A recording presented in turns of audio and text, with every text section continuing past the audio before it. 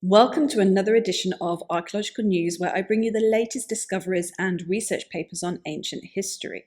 This week I've got stories featuring several different time periods, although I mostly like to concentrate on the era of the megalith builders. My headline story is about the discovery of 12 Mesolithic pits in England that may have played a similar role to those previously found in Aberdeenshire and at Stonehenge. Then I look at the earliest Neanderthal engravings discovered so far, which have been found in the Loire Valley in France. There are some really good quality photographs and drawings of the site, which we don't always find under a Creative Commons license, so I featured them in this video. Everyone tells me to put more photos, but it's not always possible because of copyright. I then discuss the launch of an amazing research project into ancient magical writings.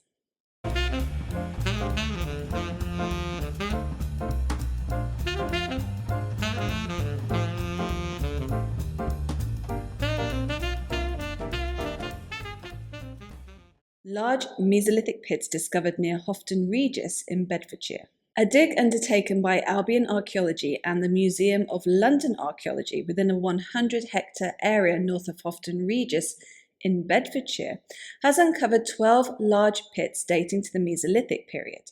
The excavation was carried out due to an upcoming housing development at the site, and although finds of archaeological interest were expected, these pits were not. Each pit measures between 2.1 and 5 meters in diameter and between 1 and 1.7 meters in depth.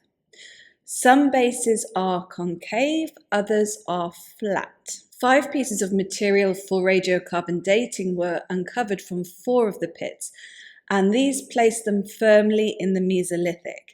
It's likely the other 8 also belong to the same time period. 4 of these dates are in the 7th millennium BCE, and 1 is in the 6th millennium BCE. 400 fragments of animal bones, mostly aurochs, were found in 6 of the pits, and 15 pieces of flint blades were found in 2 of them.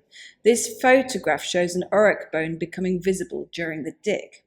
More large pits were then discovered on a nearby excavation, 3 of which also had datable material placing them in the Mesolithic. The 12 pits were found close to 3 paleo-channels, which probably led down to Ousel Brook.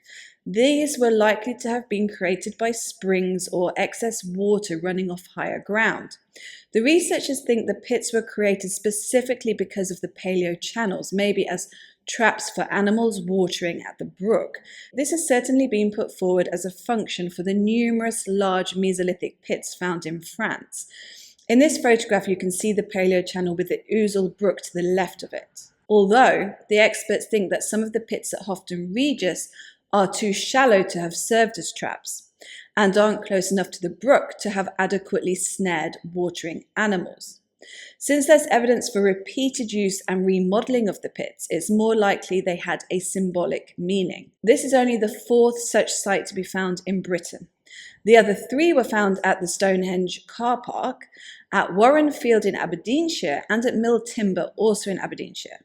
As I mentioned in a previous video, which I'll link in the description below, an interesting paper published on the Warren Field site suggested, based on the alignment of the pits, that it was a lunisolar calendar. I'm really interested in such sites because they could be an earlier, simpler version of the megalithic monuments that became a feature of the Neolithic. It's possible that whatever rituals or astronomical practices the megalith builders carried out had their origins in much earlier structures. And if that is the case, then the passing down of such knowledge through multiple generations over thousands of years shows just how strong oral traditions were, which is why I hate to dismiss folklore and myth as fiction. Our modern-day attention span and reliance on digital devices undermine the skills for memory and storytelling that characterize the lives of our ancestors. Further articles and a monograph on the site are expected later this summer. The earliest Neanderthal engravings found in France. At the Roche-Cotard cave in central France, non-figurative engravings found on the walls have been attributed to Neanderthals who created them around 57,000 years ago. This hypothesis and supporting evidence has been published in the journal Plos and is based on several research projects carried out at the cave since the 1970s. It was first excavated in the early 20th century and consists of 4 main chambers, which have been labelled as the Mousterian Gallery, the Lemmings Chamber, the Pillar Chamber, and the Hyena Chamber. Mousterian lithics were found within and outside the cave. These types of stone tools are specifically associated with Neanderthals in Europe during the Middle Paleolithic. No other lithics from later time periods were discovered, which is one of the reasons researchers have associated the cave's engravings with Neanderthals. However, there's also another significant piece of evidence that points towards this. The researchers carried out optically stimulated luminescence dating on cold period sediments that had effectively sealed off the cave from further habitation, and this took place long before the arrival of Homo sapiens in the area. In fact, the cave remained closed until it was discovered in 1846 and then subsequently excavated in 1912. Very little in the way of symbolic creations have been attributed to the Neanderthals. However, there are several examples of engravings on bone fragments which do not appear to have had a functional purpose, so may represent symbolic behavior. There are also many examples of the use of pigment and the modification of shells. Although there is a lot of scholarly debate as to whether such creations were in fact made by Neanderthals, and if they were, then whether they represent artistic or functional behavior. Up until the engravings in the La Roche-Cotard cave were analysed, no wall carvings in rock shelters or caves had been attributed to Neanderthals. The researchers modelled the engravings in the cave using photogrammetry. Morphometric analysis was then used to separate anthropogenic wall carvings from those made by animals. 32 engravings were determined to be claw marks, and 84 were determined to be of anthropogenic origin. The team were able to work out that the anthropogenic engravings had been made in 5 different ways. These were with fingers, with antler, with vegetable wood, with bone, and with flint. The paper on this is extremely detailed, looking at bone assemblages from the cave as well as its geological makeup. So if you want to get into the details and the scientific analyses used, it's open access and I've listed it in the description below. For the purpose of this video, I thought the most interesting thing to do would be to give a quick summary of the research and then get into the photographs of the actual engravings.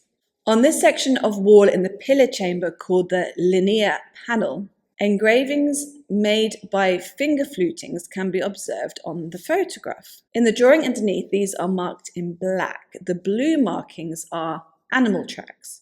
Bone assemblages show that the cave was first occupied by lions and bears, then by Neanderthals, and last of all by hyenas. On the undulated panel, more finger flutings can be seen on this photograph.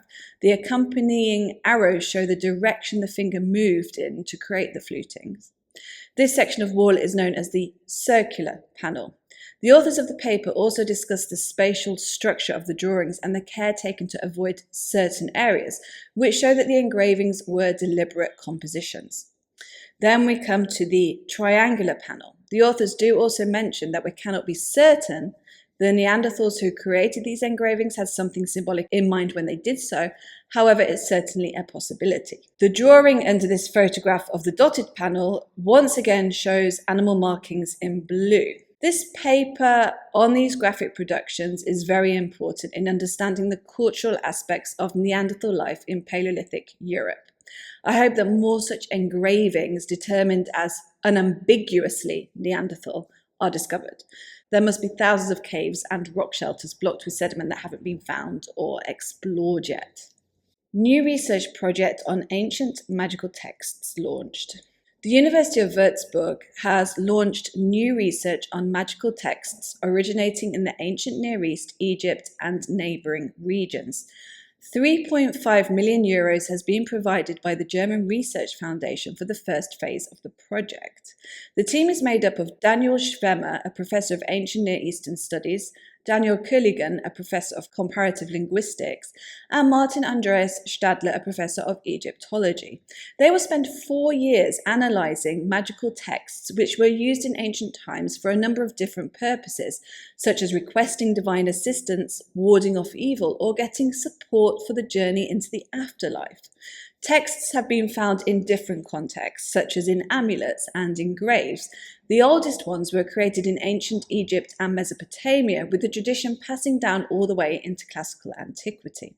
There's already a lot of research on ancient magical texts, however most of it doesn't take an interdisciplinary approach, so the new project is designed to tackle this problem.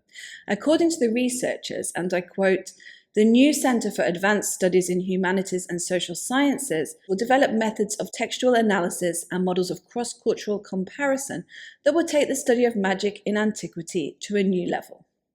As you know, this is one of my favourite subjects, so I will be following the results of this research closely. That's it. I hope you enjoyed this video. Thank you to my patrons and channel members. Please hit the like button if you haven't already, and I'll see you next time.